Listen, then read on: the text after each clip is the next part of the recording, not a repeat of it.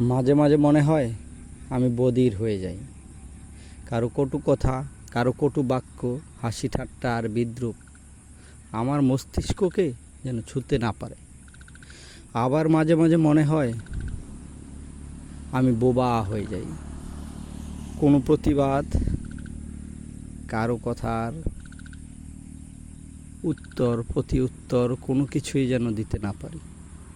একদম চুপ, শুধু নিশ্চুপ হয়ে যাই। কোনো কথা নাই, অনুভূতিকে যেন ছুঁতে না পারে কোনো কথা। আমি আমি আমি মনে হয় মাঝে মাঝে অন্ধই হয়ে যাই। পৃথিবীর কোনো ধ্বংসলীলা যেন চোখে না পড়ে।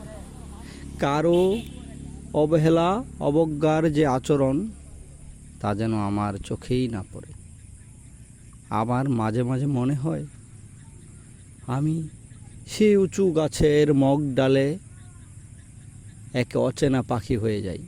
সে নাম না জানা পাখি, যার কোনো দুঃখ নাই, কোনো কষ্ট নাই, শুধু মুক্ত ডানায় উড়ে বেড়ায়।